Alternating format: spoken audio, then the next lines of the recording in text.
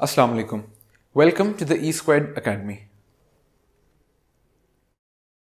आज हमारी फिजिक्स की क्लास नंबर 19 है जिसमें हम chapter 7 uniform circular motion start करेंगे। ये चैप्टर 4 क्लासेस पे डिस्ट्रीब्यूटेड है, 4 क्लासेस में होगा जिसका आज हम फर्स्ट पार्ट करेंगे। आज की क्लास का एजेंडा डिस्कस करते हैं।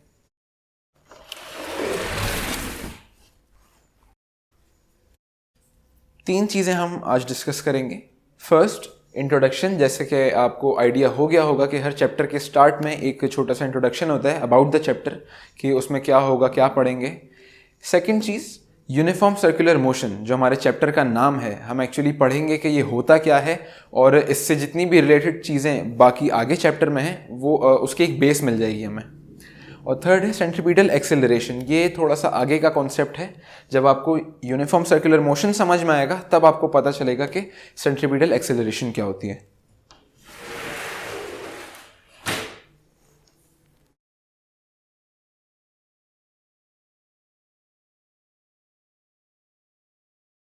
इंट्रोडक्शन। नेचर, जो पूरी कायनात है, जो पूरी दुनिया है, ये नेचर एक अनएंडिंग मोशन में, मतलब हर वक्त कोई ना कोई मोशन हो रहा है, कोई ना कोई चीज़ हिल रही है, मूव कर रही है। कहते हैं कि जो पूरा यूनिवर्स है वो भी हर वक्त हर सेकंड एक्सपैंड कर रहा है, फैल रहा है, बड़ा हो रहा है। जितनी भी चीज़ें हैं हमारे इर्द गिर्द वो सारी किसी ना किसी तरह के मोशन में हैं। Daily life rotating objects. हमारी डेली लाइफ में ऐसे बहुत सारे ऑब्जेक्ट्स हम देखेंगे जो रोटेट कर रहे होते हैं, जो घूम रहे होते हैं, जैसे कि the earth that rotates around the sun. Earth और जितने भी हमारे प्लैनेट्स हैं वो सारे सन के अराउंड रोटेट करते हैं। मून जो है वो अर्थ के अराउंड रोटेट करता है। और ये पूरा चैप्टर, इस पूरे चैप्टर में रोटेटिंग ऑब्जेक्ट्स की थीम है हमारी, मतलब जितनी भी चीज़ें वो सारी रोटेशन और रोटेटिंग ऑब्जेक्ट से रिलेटेड होंगी।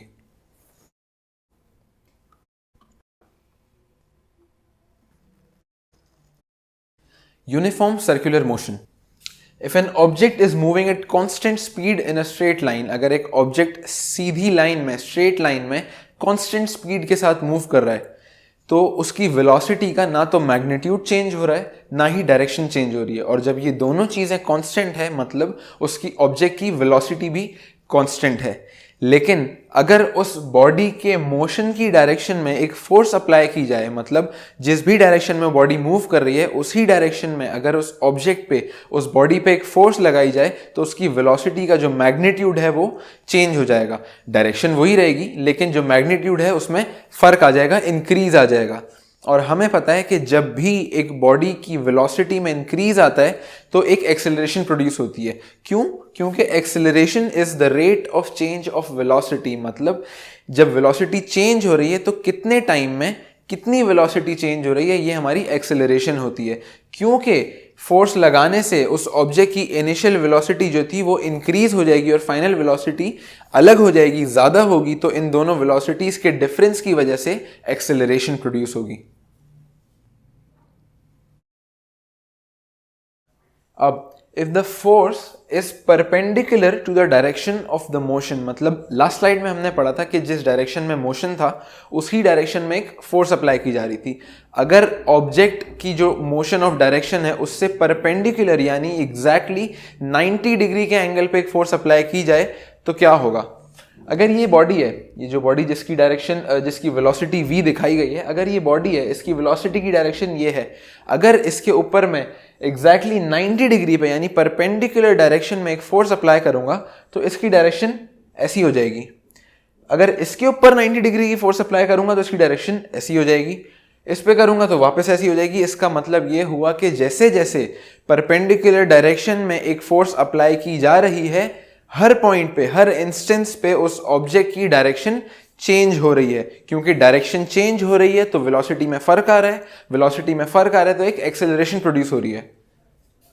The object moves in a curved path, और इस हर पॉइंट पे उसकी डायरेक्शन चेंज होने की वजह से वो जो ऑब्जेक्ट है वो एक कर्व्ड पाथ में मूव कर रहा है। और जो सबसे सिंपलेस्ट कर्व्ड पाथ होता है वो होता है सर्कल, कि भाई हर पॉइंट पे इस पे 90 डिग्री की फोर्स लग रही है और ये होते होते इतना गोल घूम रहा है कि एक सर्कुलर पाथ फॉलो कर रहा है।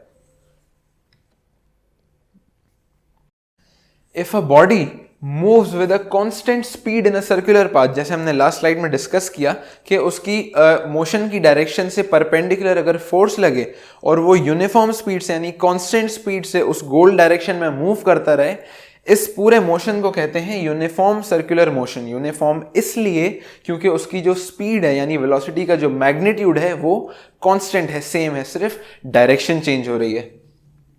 As the body moves in a circular path, the force is towards the center of the circle. आप ये देखें, अगर ये इसकी मोशन की डायरेक्शन थी, ये इसकी वेलोसिटी की डायरेक्शन थी और इसके ऊपर 90 डिग्री की एक फोर्स अप्लाई हो रही है, इसका मतलब वो जो फोर्स है उसकी डायरेक्शन बाहर से है towards the centre of the circle. वो जो जिस सर्कल में ये बॉडी मूव करेगी उस सर्कल का अगर आप सेंटर इमेजिन करें तो जो फोर्स लग रही थी वो सर्कल के सेंटर की तरफ डायरेक्टेड होगी। और वो फोर्स जो एक सर्कुलर मूविंग बॉडी में towards the centre of the circle apply हो रही हो, उस फोर्स को कहा जाता है सेंट्रीपिटल फोर्स। सेंट्रीपिटल फोर्स किसे कहते हैं? वो फोर्स जो एक यूनिफॉर्म सर्कुलर मोशन में मौजूद बॉडी के ऊपर अप्लाई हो रही हो और it is directed towards the centre of the circle. उसकी जो डायरेक्शन है वो सर्कल के सेंटर की तरफ है। If the body is free of force, अगर इस रोटेटिंग बॉडी पे फोर्स जो परपेंडिकुलर डायरेक्शन में लग रही थी, अगर उसको, इस बॉडी को उस फोर्स से फ्री कर दिया जाए, अगर वो फोर्स इस बॉडी से हटा दी जाए, इधर लिखा है it will move in tangential to the circle from that point. Tangential मतलब उस पॉइंट से स्ट्रेट लाइन में, मतलब अगर इस पॉइंट के ऊपर जो परपेंडिकुलर फोर्स थी वो लगना बंद हो जाए तो ये बॉडी वापस अपनी उसी वेलोसिटी की डायरेक्शन को कंटिन्यू करेगा और सर्कल के इस पॉइंट से एक स्ट्रेट लाइन में मूव करेगा। स्ट्रेट लाइन में मूव करने को कहते हैं टेंजेंशियल मूवमेंट।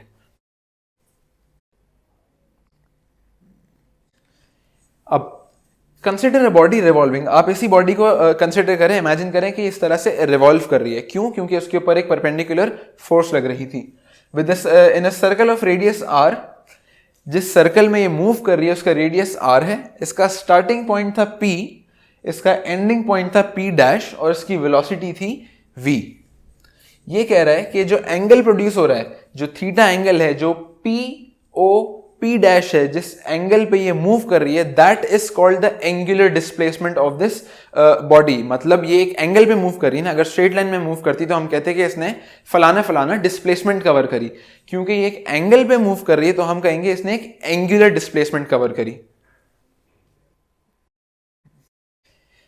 वैसे तो हम एंगुलर डिस्प्लेसमेंट डिग्री में मेजर करते हैं। आप कोई भी एंगल अगर मेजर करते हैं तो डिग्री में मेजर करते हैं, लेकिन circular path, uniform circular motion की जितनी भी कैलकुलेशंस हैं, इसमें हमारे लिए आसानी रहती है, कन्वीनियंस होती है कि हम डिग्री के बजाय रेडियन में कैलकुलेशंस करें। रेडियन भी बिल्कुल डिग्री ही की तरह एक और यूनिट है to measure the angular displacement.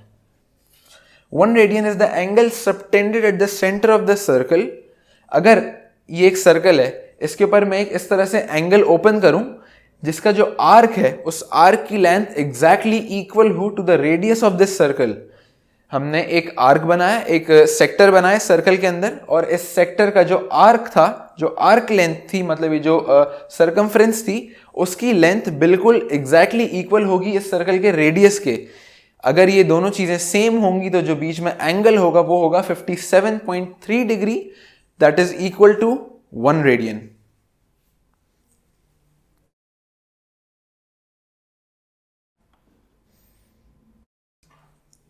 Centripetal acceleration हमने लास्ट स्लाइड में डिस्कस किया था कि किस तरह अगर एक बॉडी जो स्ट्रेट लाइन में मूव कर रही है उसके ऊपर अगर परपेंडिकुलर डायरेक्शन में एक फोर्स अप्लाई की जाए तो उस बॉडी की वेलोसिटी का मैग्नीट्यूड सेम रहेगा मगर डायरेक्शन चेंज हो जाएगी, और डायरेक्शन के चेंज होने की वजह से वेलोसिटी चेंज होगी।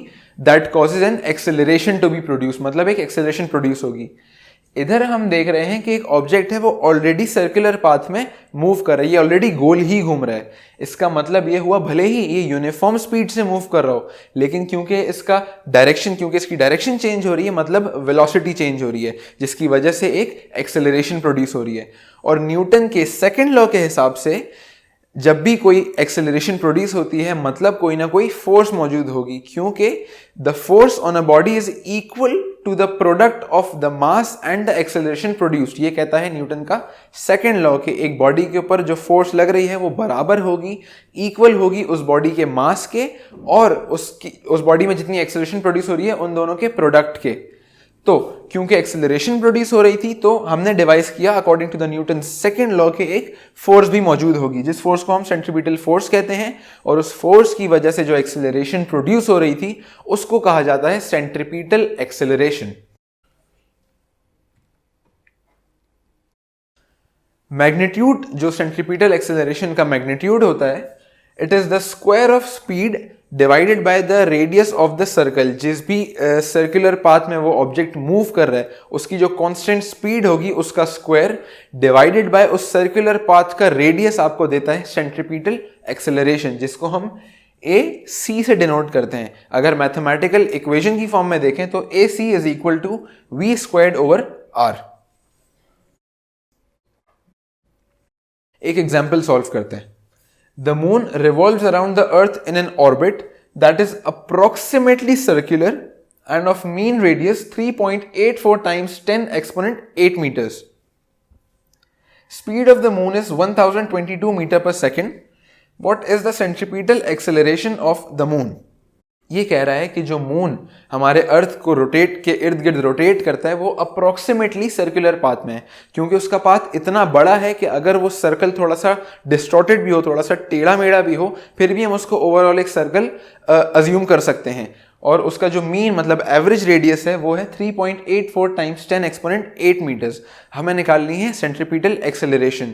उसके लिए हमें v स्क्वायर ओवर आर यानी वेलोसिटी और रेडियस चाहिए, जो कि दोनों ही इसमें मौजूद हैं। बहुत ही सिंपल सा सॉल्यूशन है। फॉर्मूला में सिर्फ वैल्यूज पुट करेंगे तो आंसर आ जाएगा 2.72 times 10 exponent -3 मीटर पर सेकेंड स्क्वायर। ये थी हमारी क्लास नंबर 19 जिसमें हमने चैप्टर 7 का पार्ट 1 कवर किया। Thank you.